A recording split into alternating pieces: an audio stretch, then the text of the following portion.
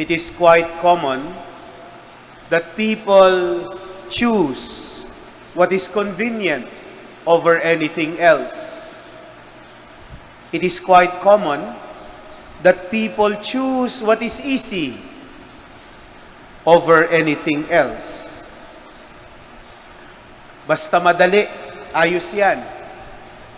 Basta komportable, ayos yan.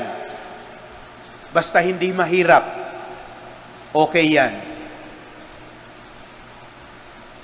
And oftentimes, we forget to ask ourselves, is convenience good for us? Is easy good for us? Dahil hindi po lahat ng madali, okay. Hindi po lahat ng madali, mabuti sa atin. At pagka minsan, dahil lamang mahirap, ayaw na natin. Hindi na natin tinatanong, ito bang mahirap na ito ay mabuti sa atin? Because not everything convenient is good for us. Not everything easy is good for us. And not everything hard we should avoid. Madalas, kung ano yung mahalaga, hindi pwedeng madaliin. Madalas, kung ano yung importante, hindi pwedeng i-shortcut. Kailangan ng sakripisyo. And this is what Ash Wednesday is all about. Reminding us that sacrifice is good. Yes, it is hard. Yes, it is difficult. But sacrifice is good. That there are important things in our life that require sacrifice. That there are things, important things in our life that we cannot achieve when we choose only convenience. When we choose only what is easy. When we always avoid what is hard, what is difficult. Because Ash Wednesday is all about sacrifice. Because the path of Jesus, the Lord, our Master, is the path of the cross. And nobody can take up the cross without sacrifice. What Ash Wednesday is asking from us, almsgiving, fasting, prayer, these are all sacrifice. What you sacrifice, what is supposed to be for yourself, you give to those who are in need. You sacrifice food, physical sacrifice. Hindi naman ho kailangang literal pagkain. May mga kakilala po ako, ang fasting nila, walang ice cream ngayong Kwaresma. Walang sweets ngayong Kwaresma.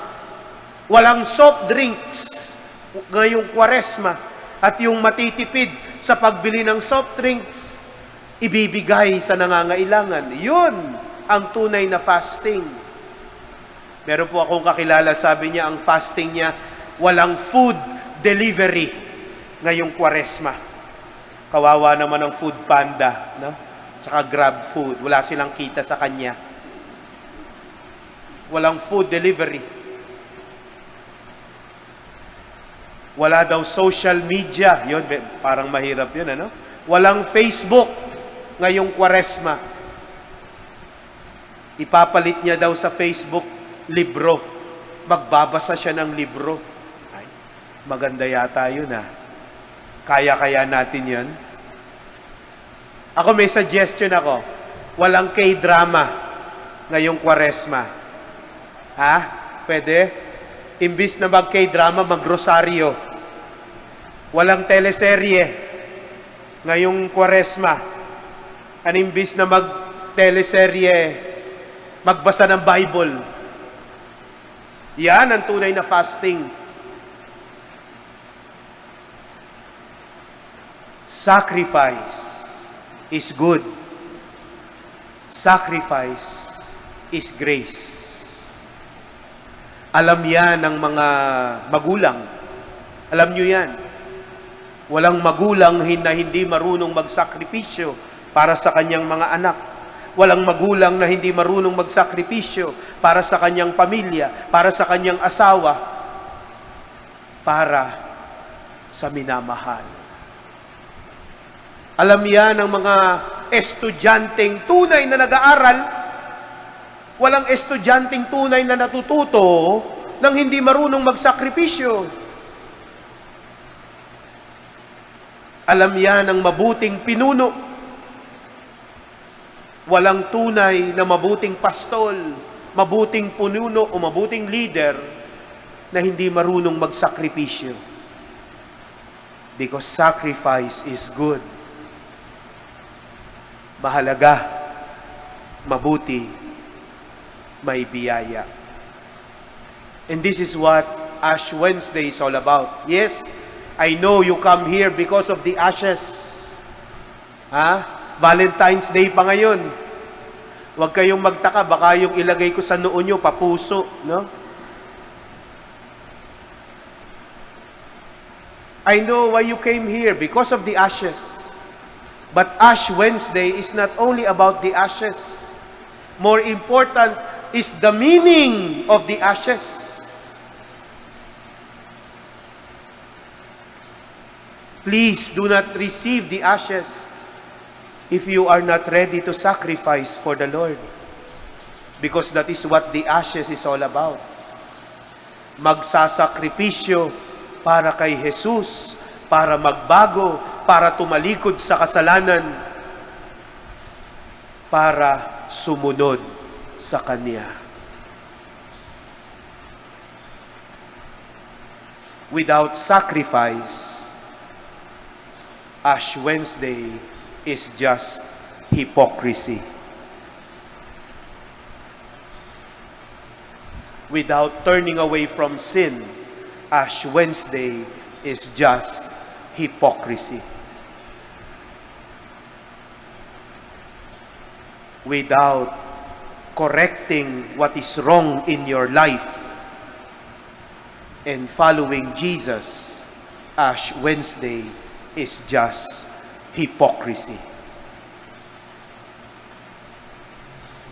And conversion cannot be genuine without sacrifice.